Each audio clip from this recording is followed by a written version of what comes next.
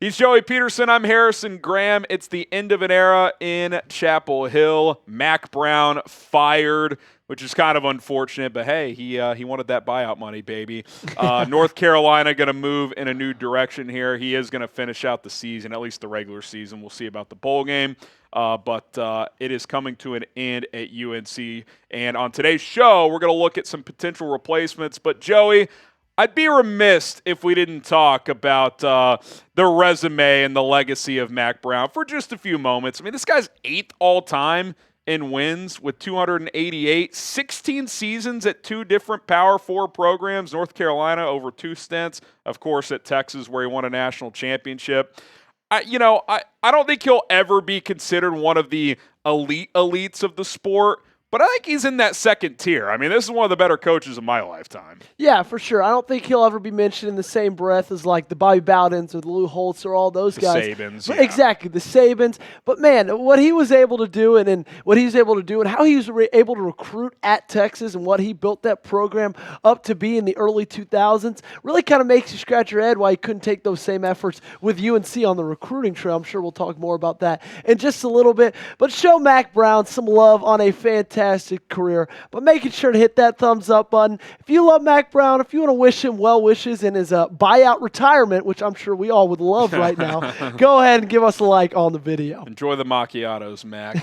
All right, Harrison, Joey here. Let's take a look at 10 candidates that could replace him. There's some early reports, some leaks of some names that could make some sense in Chapel Hill, which I think is an interesting job. I don't think it's a top 25 job. It's going to be a basketball school first always, but I think it's a decent job. Charlotte's an area players want to go play, all that stuff. So let's get into it here. A name that emerged today, Joey, Arthur Smith, former, obviously, Falcons head coach, currently the offensive coordinator with the Pittsburgh Steelers, played his college ball at North Carolina. On3 Sports mentioned him as a potential name to follow. Obviously has a pretty strong NFL resume, resurrected a guy like Ryan Tannehill in Tennessee, got the Falcons job. Didn't do great there, but now has Russell Wilson and that Pittsburgh offense playing at a pretty high level.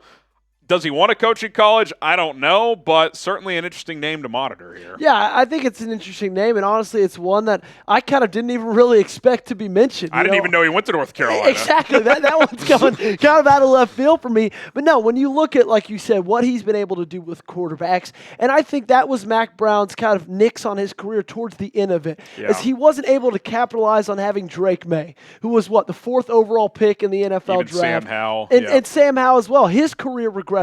Both of those two guys from one year to the next looked like almost shells of themselves from the year before. So to get a guy in here, and Arthur Smith, who's great with dealing with quarterbacks, could be a big attraction for UNC. Charles Huff, the head coach at Marshall, and I think this is going to be a theme for jobs like this, who are ascending high-level group of 5 head coaches. Huff has a chance to win the Sun Belt play for a Sun Belt championship this week if they're able to win. So keep an eye on him. Alex Golesh is an interesting name here. I've seen a couple of people mentioned for this job. He's done a pretty good job at South Florida. He's played Alabama tough 2 years in a row. His teams have.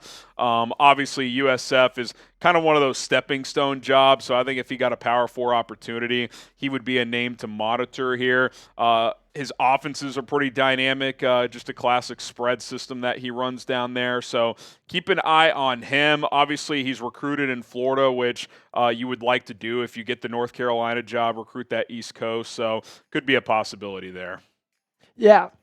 And the next, we got Garrett Riley, offensive coordinator at Clemson, obviously made the jump from TCU to Clemson. They've seen some offensive production uptick over the last year or so. What are your thoughts on Garrett Riley, the possibility? Yeah, I mean, obviously, I'm a TCU alum. He was the OC when the Frogs went to the national title. I like him. I think he's pretty good. Obviously, he's the younger brother of Lincoln Riley. At times when he's been at Clemson, there's been some situational play calling things I haven't loved, but the more I've watched them, the more I've appreciated what he's been able to do, because I think Cade Klubnik does have some physical limitations. He doesn't have the strongest arm. and he's leaned into him more as a runner. That's opened up that offense more. So I think he's been pretty adaptable with the players he had. He unlocked Max Duggan, a player who in the 3 years prior at TCU was just an average player. Then he becomes a Heisman candidate. So I think he'll be a head coach in the near future. I don't know if this is the job he gets, but he's been at Clemson, knows the area from the last couple of years, you would think, pretty well. So I do think this, Joey. I think if you're North Carolina, young, youthfulness, that is what you're looking for here. I think he would be a guy that would kind of dive into this program with 2 feet into the deep end, if you will.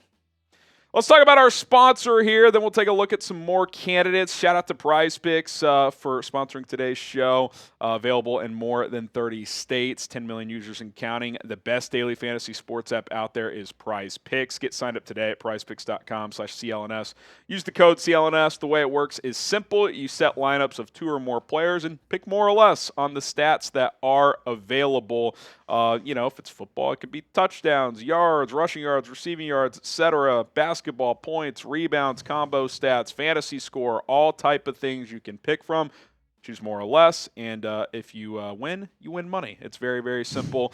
And also, got a little special for you guys as well. Tyreek Hill, more or less than half a yard, so take advantage of that this Thanksgiving. Pair that with something else. Just do a 2-player entry. You're halfway home to a win right there. And if you're a first-time customer, sign up with our link, prizepicks.com/CLNS. Use the code CLNS. Not only does it help support us, it's going to support you, because when you play for just $5, you're going to get a $50 bonus sent straight into your account. So check it out today, prizepicks.com/CLNS. Use the code CLNS. Okay, Will Stein, who's had a super rapid rise here. Joey, he was the offensive coordinator at Lake Travis High School 5 years ago. Not even the head coach. Yeah. And now he's the OC at Oregon, and they obviously got it rolling up there. He's going to be a head coach soon. Geographically, I don't know if that matters as much as it used to with the portal and all that stuff, but I don't know if he has any East Coast ties. He's been in Texas, obviously on the West Coast now. So it'd be interesting if they took this leap here. I think this would be a bit of a leap, but again, young guy, offense, that's where a lot of teams like to go now. Yeah, well, and also if you look at the coaches that he's coached under the past 2 years, he's with Dan Lanning right now in Oregon, who, like you said earlier, he's getting possible looks at in the NFL. And then he was with Jeff Traylor in UTSA. And if you remember last year, when there were a couple of head coach vacancies, he was a pretty hot name, all right? So he's been under the coaching tree of some guys who have been getting looked at and some guys who are in high opinion and when it comes to college football. So I think that's definitely a name to look at. Top 5 we go. Dan Mullen, who I think we always put on these lists, and then we don't really know if he wants to coach or not. But I think this would be a pretty good landing spot for him. Like, it's a good job, but it's not a great job, so the pressure's not sky high if you're Dan Mullen and you take this job.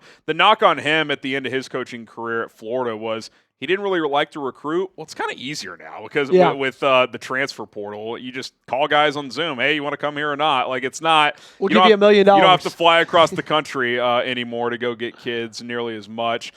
He's been linked to jobs. He interviewed for Syracuse last year, pulled his name out of that mix. Not sure if he would have gotten the job anyway, but it's not like he's completely ignored options in the last couple of years. But he's like you see the quote there. It would have to be the right opportunity. I think he's pretty comfortable just talking on ESPN a couple days a week. But if he gets that itch again, I think this is the type of job that would be a good fit. Like, he was a much better fit at Mississippi State than a high-profile Florida, right? Like, I think at a Tier 2, Tier 3 job, he can have success. Yeah, well, and even in Florida, he had a lot of success. And I think that's what a lot of people were looking back to when you heard Billy Napier's name in the hot seat rumors, and they looked back and they said, we had all these great seasons with a guy like Dan Mullen, then we pulled the plug, hired Billy Napier, and he's done what he's done. Obviously, they're having a little bit of a resurgence. No, but I think Dan Mullen would be a great fit for him. It'd be like dipping the toe back into the water, right? You're not fully cannonballing in. You're not going to a top 5 program that's top of the SEC or top of the Big Ten. You're going to UNC where, like you said earlier, they're a basketball school. They'll always be a basketball school, okay? Not a lot of pressure within the school, not a lot of pressure within the conference. So, you guys answer this question. Will Dan Mullen return to college football next season? If you think yes, give us a Y, and if you think no, go ahead and give us an N down there in the comment section. Jamey Chadwell, who has been in the Carolinas forever. He coached, obviously, at Coastal Carolina. He's at Liberty now, knows the area well, did well at both those schools who have little to no history whatsoever. Obviously, he took over for Hugh Freeze at Liberty, who kind of got it going there. But pretty good coach. Is he ready to jump into the Power 4 ranks? He's had opportunities in the past that didn't really materialize. So interesting name here. Is this the time he makes the jump to a higher level program? We'll have to wait and see. Make sure you guys subscribe to the channel if you love college football. This is the time of year we kind of turn up the heat on our coverage. College football playoff rankings, more playoff teams this year. Might do some live streams during some of these games. So make sure you guys subscribe. We'll have the offseason covered as well with the transfer portal and recruiting. This is the time. And also, if you're an NFL or NBA fan, we cover those sports as well. Okay, I always struggle with the pronunciation. Is it Andy Kotelnicki? Kotelnicki. This guy's awesome. I mean, he was the OC at Kansas that helped just turn that offense into one of the most creative and fun ones in college football. He gets the Penn State job, has obviously done pretty well with that offense this year. It's a matter of if, not when, Joey, that he gets a Power 5 head coaching job. He's one of these quick risers, and maybe this is the right spot for him to kind of jump into the water and get a head coaching gig. Yeah, and I get that he was under Lance Leipold when he was at Kansas, and Lance has done a phenomenal job with the Jayhawks. But if you're able to turn Kansas into one of the best offenses in college football, I think that's automatic. You should be a head coach at some point in your life. Sorry, go ahead. No, go. I was going to say it took him 2 months this year, Kansas, to figure out how to play football again. Exactly. They're playing good now, but it was like, this is not the same team despite having the same players. Yeah, you saw the drop-off from Jalen Daniels from being with Kotelnicki to being without Kotelnicki, and he looked like two different players, okay? And then he's been with Penn State, worked with Drew Aller, Tyler Ward. He's kind of turned into a star as well. He's awesome, so we know that he is able to coach the offensive side of the football. Now I think they're just kind of getting ready to see, okay, he's learned a little bit under James Franklin. He's learned a little bit under Lance Leipold as well. Is it time for him to get a head coaching job? I think, like you said, it's not a matter of if it happens, it's when it happens, and it might be pretty soon. Yeah, and obviously, I want to see Penn State in some more high-leverage games here, because the one game they played this year against a good opponent, Drew Aller didn't play that well. Is that on Kotelnicki? I've seen Aller in big games before. Kotelnicki didn't play well in those games either. So if they're in the playoff, they'll get some more opportunities against some big-time opponents. All right, Barry Odom, the head coach at UNLV, who's done pretty well there. I mean, they were able to get a lot of transfers. They're in the mix to win the Mountain West and potentially, if crazy stuff happens, steal that group of 6 playoff spot if they're able to win a couple of games here and beat Boise in the Mountain West title game. He's been all over the place, Joey. He was the Mizzou head coach for a few years, had some success, but could never take it to the next level. He was at Arkansas for a couple of years. Now he's the head coach at UNLV and on the cusp of a 10-plus win season. I could see him getting back into the Power 5 game here. Yeah, I think so too. And like we talked about a little bit with Mullen, I think getting this job at North Carolina is just a perfect way to kind of wade back into that water. You're not recruiting against the Alabamas, against the Georgias, against the Floridas like he had to do against Missouri. No, you're recruiting against good teams like Florida State and Miami and Clemson, but it's still not the same, right? You're at a very low disadvantage when you're at Mizzou and you're the head coach of that program that's at times at the bottom of the SEC. Yeah. If you get a chance to take over North Carolina in an ACC conference that seems to be wide open this year with SMU being in there 1 year and now having a chance to go to the playoff, I think that'd be a good time to take a shot on a guy like Barry Odom. And then you got Jon Summrall. This is the name early on here in the first 24 hours of this news dropping that you're seeing the most. The Athletic reported that he will get a, quote, serious look.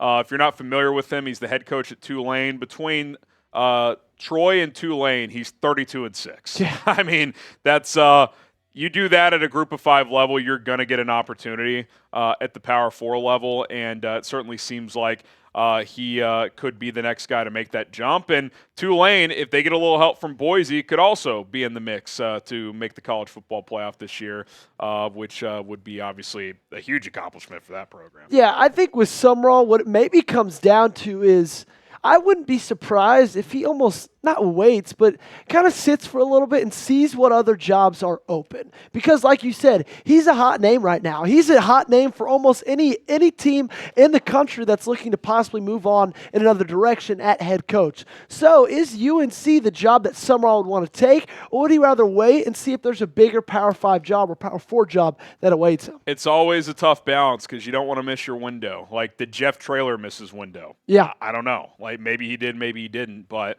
we'll see if he makes that jump here. So there you have it, 10 head coaching candidates to potentially replace the legend Mack Brown. We just went through it here on College Football Now. Thanks to everybody for tuning in. Before we get out of this episode, who is going to be the next head coach at North Carolina? Predict it for us down in the comment section below. And don't forget to subscribe to the channel because we will continue to cover college football on a weekly basis.